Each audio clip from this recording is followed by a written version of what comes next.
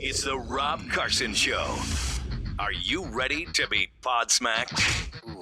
Now, here's Rob Carson. Hello and welcome to episode number 83, the Rob Carson Show podcast. If you are listening to this on Patreon, tuned in, or a variety of other outlets, including YouTube, check out the iTunes podcast. It's under the Rob Carson Show. A special edition of the show today. We have a man that I greatly admire, a nationally syndicated talk show host, a Hall of Fame broadcast member, Mr. Jim Bohannon joins me for the next 40 minutes or so. Hello. Hello, James. How are you? I'm good. Thank you, Rob. Excellent. Good to hear from you. Haven't talked to you in a little while. It has been a while. Yeah, and since we don't live near each other, I don't drive by 200 times a day, and particularly at night. So I kind of miss that, too. Yeah. Oh man. It's good to, like I said, good to hear your voice. And, actually, I posted today on social media that I was going to have you on and had several people comment about it. One guy said, did he retire? I said, no, he's I heard semi-retired, but the most active semi-retired person I've ever met in my life, aside from the guy at Walmart named Leon. What all are you doing right now, sir? Well, okay. I moved to South Carolina to a lake house in the western part of the state in December of 2015. Uh-huh. And that's when I gave up my hosting my morning news magazine, America in the Morning, although I still contribute to that with the daily 5-minute interview and the little offbeat humorous feature. I still contribute that feature to the America This Week program that I used to host as well. Yeah. But I still do host the Jim Bohannon show of calls and interviews each evening. So, I guess this is a halfway house to the home. It's kind of interesting, Jim, the evolution of broadcasting, and where you used to have a $100,000 studio. Now you can do a broadcast from your home. I do a broadcast from my home, a podcast from my home. I can broadcast anywhere in the country from this glorious little studio that I have. It's very liberating to be able to work in the cozy confines of your own home and do what you love. I'm assuming that's what you do. Oh, absolutely. Yeah. And it's great fun. Just a very liberating thing. By the way, Yes. You should be aware of the fact that WMAL Radio in Washington has been promoting your presence, I guess, this weekend. What? I'm not so sure about that. I'll have to double check. Oh, well, I didn't hear it. I didn't hear it. My wife heard it. But okay. Well, she said. I was waiting on an email, and if that's the case, then great. Oh, I'm glad to be able to tell you. Very nice. Well, I wanted to tell you also, you've been fired. I just found out, actually. No. All right. Ain't the digital age wonderful? Oh, my goodness. Oh, my goodness. I want to get into some of the day's events from you and get the thoughts on Donald Trump's first 100 days, Berkeley, a few other things as well. But I want to talk to you as a guy who's been in the media. Now, listen, I've been in the media. I can't believe it. I've been in the media on air for 33 years. Okay, I started. Wow, a third of a century. Yes, in 1980. 3% of a millennium. 1.5% of the entire time since the birth of Christ. I'm amazed. my career, technically, I guess, is not even middle aged yet. But a lot of things have changed since you got in the media, since I got in the media, and we've things have evolved to in positive and negative ways. I did see a poll, or not actually a poll, CNBC is running this thing, and also it's a CareerCast did the worst and best jobs of 2017. Not good on media, Jim. Number 3 worst job you can have is logger or lumberjack. Number 2 is broadcaster, and I'm not kidding. And number 1 is newspaper reporter. What the hell is going on with this career that we both chose? Not only because we loved it, but also it was a glorious thing to do for a living. What's going on? Well, part of it is, of course, that people like to shoot the bearer of bad news, the messenger that brings the bad tidings. Yeah. And, of course, once you get into this career and all of the fame and fortune that goes with it and adulation, I'm reminded, of course, of the story whose whose job was in the circus after the elephants marched by. He would sweep up their residue, as Yes. it were. And someone asked him about this terrible job with this terrible odor and the great bulk of residue, and why he didn't leave. And of course, his reply was, "What? And leave showbiz." So. I think that probably is what attracts most of us. Yes, I mean, yes. Every now and then you run across bumps in the road. I mean, even the mighty. I mean, Bill O'Reilly. I'm hoping to interview Bill in the next few weeks about his new book, Killing Murdoch. So, Yeah. yeah. you never know. Actually, he does have a new book out, very seriously, Yeah. and I guess there's still a tour. I hope to interview him about that. So, the point, I guess, is simply this: for all of its ups and downs and its lack of, in many cases, genuine fame and genuine fortune, it still is a lot of fun, and so that's why we do it. How has the business for you changed for the better and for the worse? Well, I suppose I've gotten a little wiser over the years, or maybe just less ignorant. I'm not sure. Yeah. I've had a better perspective. I've reached the point of realization that there are a lot of things that are more important than the chase for that elusive fame and fortune, like family and friendship and this sort of thing. So those have been important, I think, to me. It has actually helped my maturation process, although I originally got into it just to meet girls. And, no, really, yeah. Wow. I was kind of the white Steve Urkel of Lebanon, Missouri, and I figured that if I was on station KLWT, Yes. Which we call Keep Listening, We're Trying, Yes. that I would increase my stud quotient about 100%. Well, didn't really work out that way, but over time you learn, and I think that's what I've gotten the most out of this career. I think that in spite of myself, I may have actually grown up a bit. Yeah. Now, what did you, as your career evolved, what did you want out of it? Where did you want to go?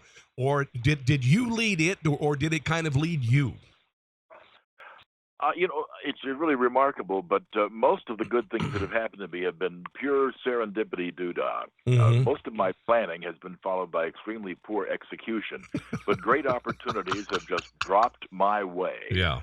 And I've taken advantage of them, to be sure, but I've been very fortunate. So, I wish I could say that this was a carefully plotted path, but no, I have just kind of wandered blindfolded through the cow pasture, and instead of stepping in cow plops, I kept stepping in pockets of money and some of that fame and fortune. So I've been very lucky. Yeah. Have you, if you could offer young broadcasters some sort of advice about being able to survive? I like to say that broadcasting is a field that eats its young, like an animal in the wild occasionally does.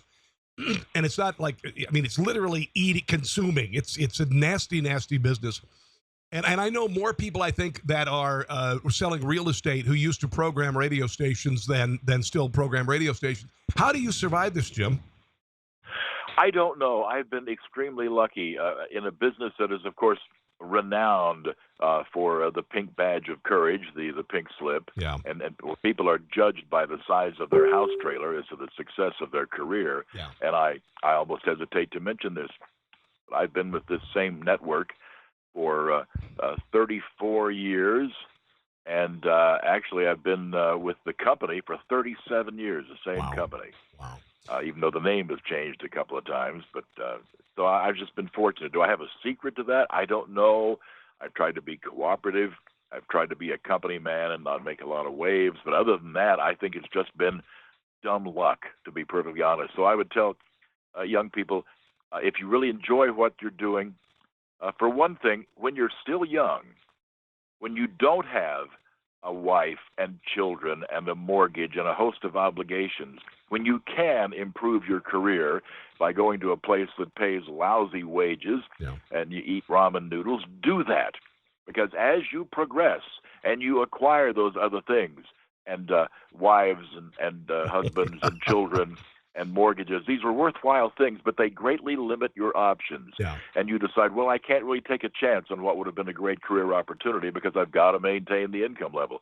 To young people, I say, take your chances now, because what are you going to lose? A low-paying job? Take your chances now. There'll come a time when you'll be afraid to. Yeah, absolutely. Let's talk a little bit before we get into the news of the week, news of the day. This whole the new media, Jim. It is amazing how this is. I understand the iPhone is 10 years old now. Wow. We have the ability now. The citizen journalist can turn on their smartphone anywhere and begin broadcasting live. We've seen that with Facebook Live. I most recently did an hour live. There was a massive fire near my home. It was like a 10-alarm fire, and I actually went and did my iPhone a live broadcast. I had several thousand people watching it. This is just, it's crazy, right? It's just crazy. And I actually sent the footage to local TV and the whole deal. But the new media and podcasting, all of that, have you had a chance to kind of explore that? Are you fascinated by it? What's going to happen, do you suppose, to traditional media because of this tech? Is it going to grow? Is it going to contract? What do you think? Well, I think it'll continue to grow. I don't know that we're at the point yet where a lot of people are going to be making a lot of that aforementioned fame and fortune doing that. But more and more, again, as people become wed to what is out there on Facebook or Twitter or LinkedIn or whatever, the various means that we have of reaching people, then there'll be more commercial opportunities attached to that, and more people will make money. I don't do a lot of that other than tweeting from time to time, but I think that's the wave of the future. It's part of the general trend toward people who will not probably have a, quote, job in their lives. Young people today just entering the workforce may find that they are what we in broadcasting call freelancers, right on up to retirement. If, in fact, they ever can really retire, they'll be going from this part-time gig to that part-time gig. I find that a rather daunting thought, but it seems to be the wave of the future. Well, I got a call from a media company the other day that I had, I've been writing for Limbaugh and every possible radio network and show for the last 25 years, and I got on the phone with this person who wants me to do a daily email blast that is kind of a preparatory service for broadcasters across the country. And I'm thinking, okay, well, good, then I can get a salary out of this and this and this. And then this person said, no, we're going to give you $30 a day as a freelancer. And this is going to take me 3 or 4 hours. I said, I'll just go up to the Quick Trip convenience store and do that. It'll be a lot easier to keep the hot dog wheel rolling than my brain rolling to create stellar content for hundreds of radio stations around the country. And I very graciously said, I can't do that. I think this job is for someone else, Jim. And I'm seeing a lot of that. Seriously, you start to think if it really, and 3 hours a day is probably conservative, but let's assume 3 hours a day for $30. That's $10 an hour, and that's not that far below the federal minimum wage, and in some states that would be below the minimum wage for an extremely creative process. But the real problem is that they'll find somebody who'll do it. I know, and they won't be as good as you are, but they'll, quote, be good enough, quote unquote, and that's an unfortunate tendency that exists right now. Is assuming that creativity doesn't really count, and yet these are the same people who are wondering how their audience keeps dropping, and they can't seem to separate themselves from the pack. And the answer is because you're not paying for the really creative people who could separate you from the pack, because you are aware of the price of everything and the value of nothing. So you want to know one of our big problems right now in this industry and this country? Bean counters. Yeah. Yeah.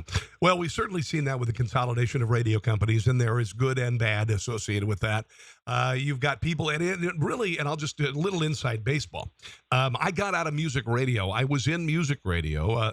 I was followed by drawn in by the cruel mistress of music radio because the money was so good for the longest time. And I flirted with talk, and I would do talk on different stations, and I'd write for Limbaugh and other people. And finally, I had to just give up music radio because I had people telling me that, the reason why our station is so great is because we play Katy Perry at this time. We're into the break at this time. This song has an 87 versus that song that only has an 84. And I went, 84 what? Marbles, beans, what? And then I said, anybody, first of all, I was in D.C. 4 stations in the market playing the same artists all the time. What is the point if you just want to play music? So I think that being a music jock, like I think you probably were when you first started to pick up chicks, that has become a dime a dozen thing. I think the only thing that separates us, Jim, you and I, is our connection with our audience. And they can't play Jim Bohannon. There's not another Jim Bohannon across the street. And so in a way, that has become, creating a product that is uniquely entertaining and connecting with people will save us. If you are just in the business to be another voice doing celebrity news and playing records, you're done. You're done. Yeah, I'm afraid that is in fact true. And I miss those days. What can I tell you? I really miss those days. But I'm not one who sits back and yearns for the good old days. I adapt and I adjust, and I would hope that there's something halfway unique about me, such that indeed you can't just go across the street and get it. You look at the trend toward automation right now. I mean, this move to increase the minimum wage, you're going to get a few people making $15 an hour, and you're going to find a lot of places where the fast food place is automated. Yeah. You're going to be amazed the extent to which that happens. Of course, we're already checking ourselves out of the supermarkets and the like. That's going to continue. And I stopped to think about it. Talk show host. Yeah. Well, let's see. There are voice synthesizers out there right now that can do a lot better than Stephen Hawking. And in terms of artificial intelligence, let's face it, how much artificial intelligence does it take to replace a blowhard like us? Well, not a lot. Not a lot. So the automated talk show host, not that far away. No, I wouldn't doubt it. But my wife the other day, I was in her car, and she has changed her GPS voice to an Australian accent, and it sounds like Jude Law is getting her where she needs to go. And I was actually a little jealous, and then I realized that I have Alexa sitting behind me. It's kind of bizarre. It is, and yet again, I'm not going to sit here with a teaspoon and try to stop the oncoming tide. I will adjust and I will adapt.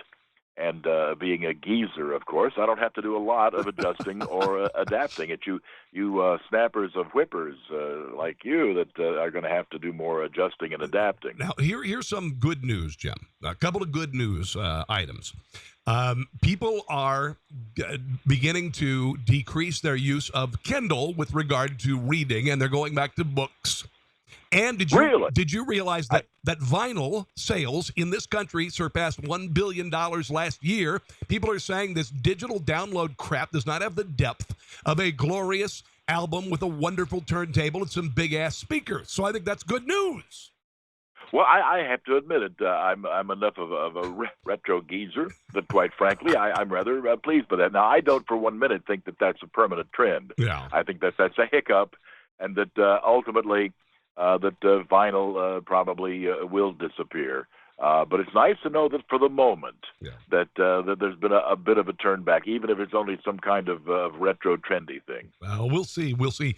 Let's talk a little bit about some of the day's events. Did you know that Tucker Carlson taking over O'Reilly on Monday almost matched his ratings? Now, this was the first night.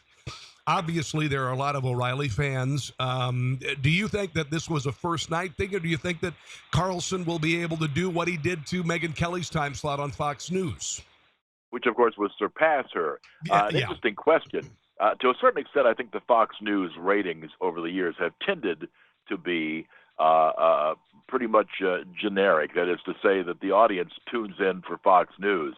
One exception has tended to be Bill O'Reilly, and usually when people fill in for Bill, that they did not draw quite the ratings he did. It'll be very interesting to see now that Bill is gone, if in fact this changes. My guess would be that probably over time that Tucker will draw comparable ratings, even granting Bill O'Reilly's considerable talents.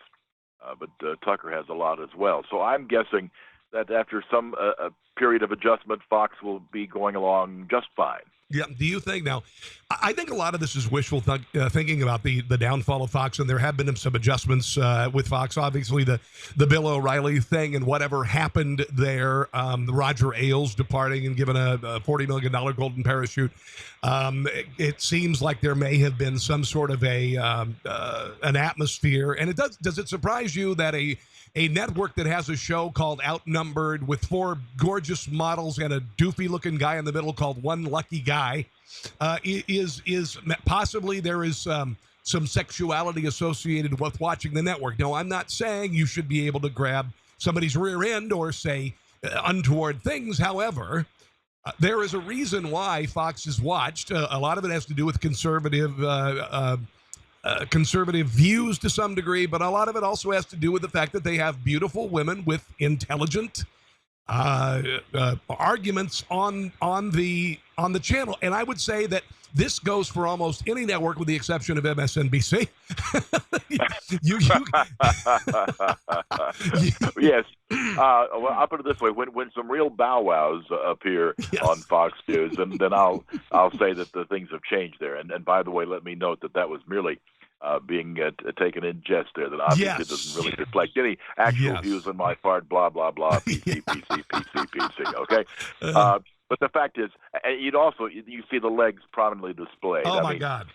Short of the Miss America pageant, how often do you see that much in the way of leg flesh on display? I mean, it's everywhere on Fox News, and I would have to think that'll continue. Being from Missouri, you've seen the mud flaps with the reclining chrome girl, and that's exactly what Kimberly Guilfoyle looks like when she's on the 5 on the left.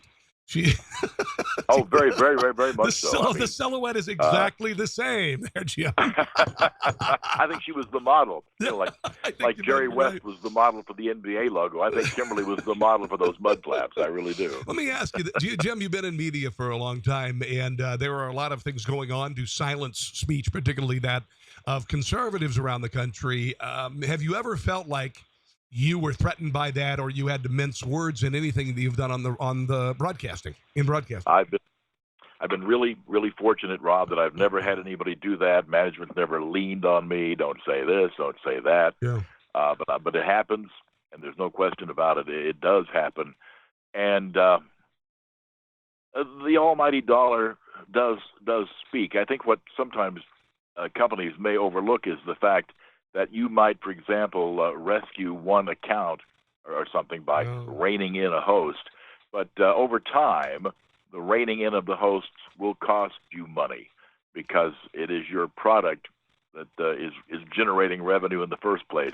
And if you substantially neuter that product, you're going to lose money. Yeah. And I'm not sure that a lot of management understands that. Yeah. Let's talk a little bit about what's going on campuses, particularly Berkeley. I think Berkeley is the biggest story. I think it is the biggest First Amendment story that I've confronted in my lifetime. It is, to me, an absolute tragedy that a violent mob could prevent an alternate opinion from appearing, a person from doing an appearance. Not only Milo Yiannopoulos, but they also won.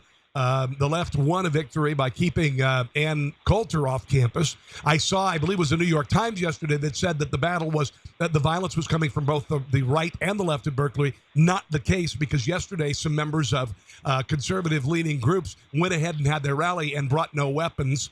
But I think it is what is happening right now in Berkeley and several other campuses around the country has to be stopped.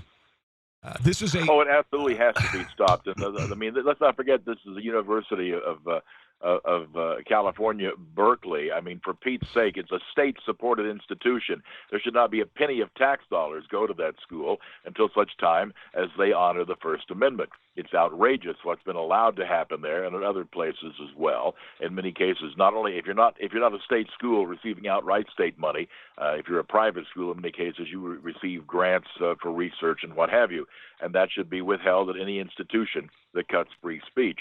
And the tragic irony of mobs, violent mobs, screaming fascist at someone when they are using precisely the tactics of the brown shirts in the 30s that put Hitler into power. Yes. I mean, I don't know if these people are devoid of a sense of irony or they're just ignorant of history, but for them to shout fascist is bitterly funny. To call themselves the anti-fa. Yesterday, fortunately, there were some leftist protesters who were arrested for wearing masks. That's a very important start here, because we have to be able to unmask and identify those who would terrorize, those who'd vandalize, and throw them in jail, and throw their asses in jail, along with the professors who support and appease and in many cases promote such behavior. Absolutely. I was talking to my friend Chris Platt the other day. He's a talk show host, syndicated talk show host, as yourself. And I said when Milo Yiannopoulos was protested there, he was shut down by people who smashed out the glass windows in storefronts, who called for people to buy Milo Yiannopoulos' book and burn it. So they did it in the evening. So they really enjoyed their nights of broken glass and public book burning. Where have we heard this before, Jim? Yes, well, see, the thing is, you know that, and I know that, and people who listen to the Rob Carson podcast know that. Yeah. I would dare say that you would get a blank look from most of these people. I doubt that they know what Kristallnacht was, or they know about the tactics of the brown shirts, or that they've ever heard the term brown shirts. No. You're talking about people who, frankly, are not the sharpest knife in the deck. Or the drawer, pardon me. Yes. Sharpest knife in the deck. I don't want to play cards with you, Jim. No, I think not. or I don't want to cook with you either, because honestly, you're never going to get through that filet mignon with a playing card. Let's talk a little bit about Donald Trump's first 100 days in office. I think you, as the nomination process went with the GOP, I think Trump was probably down the list of our final choice to be presidential candidate. But he was elected. He is in office. What do you think of his first 100 days? What do you think he's done well? What do you think he needs to do much better? Well, first of all, I try to never forget that but for Donald Trump goes President Hillary Clinton. Yes. I try very desperately to remember that. When it got down to him as the last roadblock to her return to the Oval Office, I will be grateful for that. Yes. I think that he has probably learned a few things so far. He's done many things through executive order that he promised to do. Yeah. He's had a rocky road with Congress, first on health care and then tax reform, and now maybe again on health care. But again, Congress moves on its own timetable. And let's face it, the whole 100-day thing goes back to Franklin Roosevelt, who in 1933 had a huge victory, and an actual landslide, not what Trump had, which was a squeaker. He had huge margins in the House and in the Senate, and he had a national crisis in the Great Depression. Of course, he had laws coming out of Congress like candy bars out of a vending machine. Yeah. So it's not a fair comparison. Overall, a pretty fair job. I'm curious as to how his true believers, his core, will feel about things, for example, like promising a wall that Mexico will pay for, to not even demanding a down payment for the wall in the new budget, from calling for deporting those here illegally to telling the dreamers not to worry, from hands-off tweets about Syria going back way into the Obama administration to more actively being involved now with missile strikes and forces on the ground. I have to wonder, I think his core supporters are going to seriously wonder what's going on here. And I think Donald Trump is facing a real problem he's never faced before. You're looking at essentially a very well-to-do carnival barker who's always gotten attention by being loud and or entertaining. But he blurts, okay, hey, I blurted. Yeah, I'm blurting something else now. But I mean, hey, am I not entertaining? And he does not realize that people who elect you to the most powerful job in the world are people who expect at least a measure of consistency, people who do not like a great versatility of conviction. And I know that Donald Trump spent the last couple of years shopping for a viewpoint, and I'm glad that he finally settled on what is more or less mine. But he's going to have to understand that it's no longer just cute to be tweeting one thing and doing something else. People are paying attention. And I hope that is part of the maturation process. Yeah. Now, Jim, I've been saying this about the border wall. Right now, the border wall is somewhere between 69 and 90% complete, depending on who you listen to. With the trickle now that is happening with regard to illegal immigration, with regard to DACA, the word is out. And I believe, honestly, and this is not... there was a time I think we needed that barrier, whether it be a real barrier or a virtual barrier. But policy, I think, is a good portion of this wall so far, as much as Barack Obama's policy caused the opposite. So to me, yes, I want to see the wall. But if you look at the figures of the number of people who are coming down, that the word is getting out in Mexico, Central and South America, you won't be able to stay here. So I'm willing to give him a little break. I was mad that he didn't pursue the measly $1 billion for the wall. Whatever, yeah. I don't think that, by the way, I don't think a government shutdown under the Trump administration would be as profound as under the Obama administration. The Obama administration shut down the Vietnam Veterans Memorial and the World War II Memorial. They had thousands and hundreds of thousands of signs and barriers ready around the country at national parks because Barack Obama was going to make sure that it was seen what was closed down. I don't think it would have been as impactful and negative with Donald Trump in the office. Your thoughts?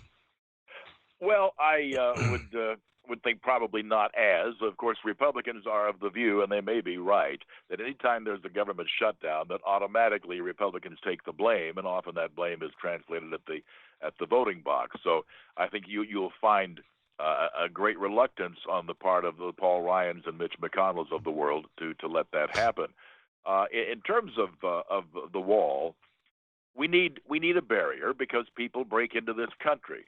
And we need to have control of who gets in. It is not, of course, as the demagogues on the left call it, a war on immigration. It's a war on illegal immigration. Yeah. And a virtual wall, a real wall, whatever works is what's needed. Absolutely. And I don't really care who pays for it. If we pay for it, fine. If somebody else pays for it. The government shutdown again, though, it would not bother me that much because I know what's going on. But I'm afraid too much of the public gets into a reflex, knee-jerk reactions, and I'm afraid for the 2018 elections. Yeah.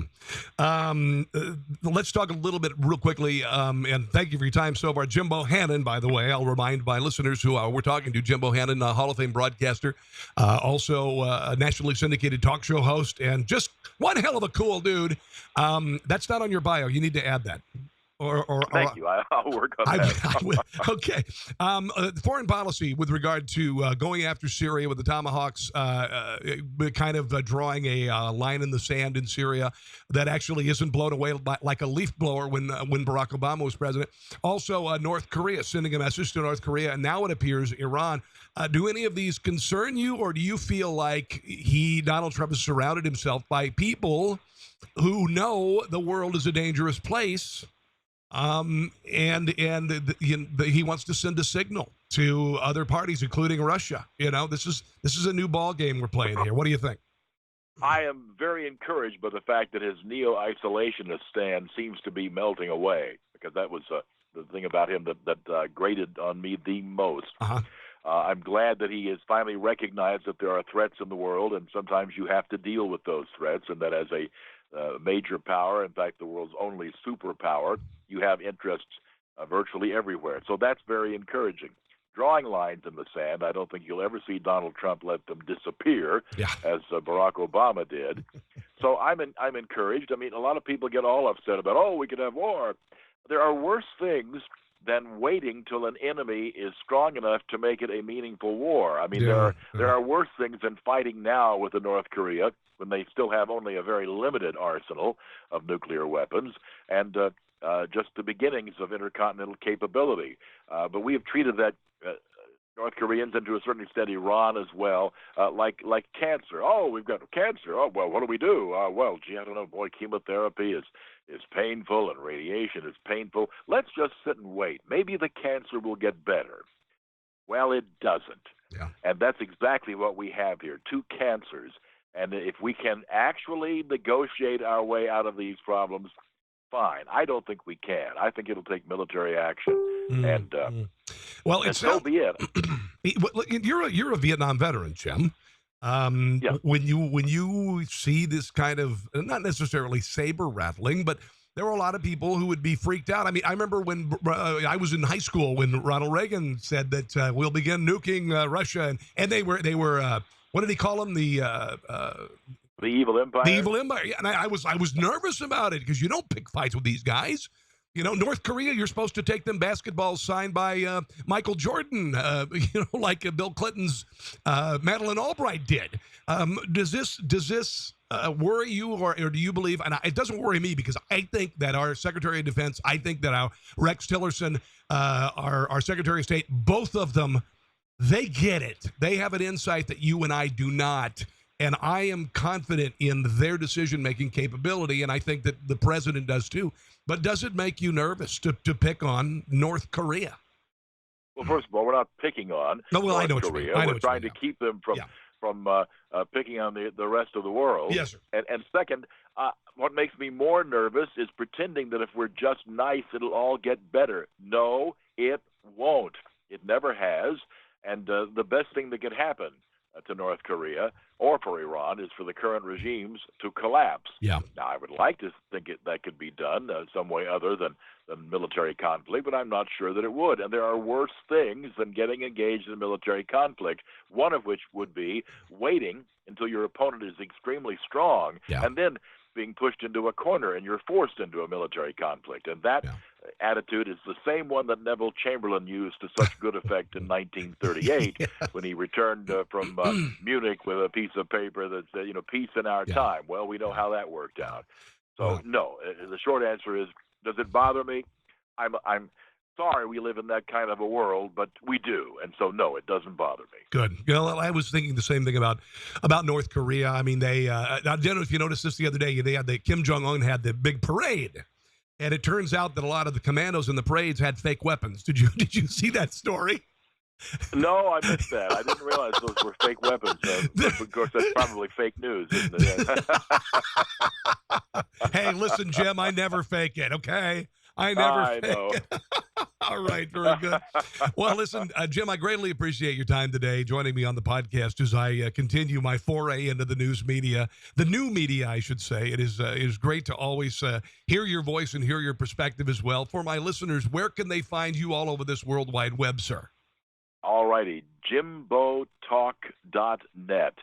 JimboTalk.net. I'm on the air weeknights, 10 p.m. till 1 a.m. Eastern Time.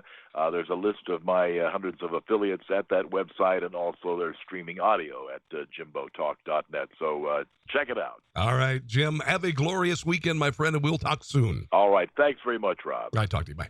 Thanks for listening to The Rob Carson Show. Friend him on Facebook at Carson Show, on Twitter at Rob Carson, and on Instagram, I think Facebook and Twitter are enough for now. We'll see you soon.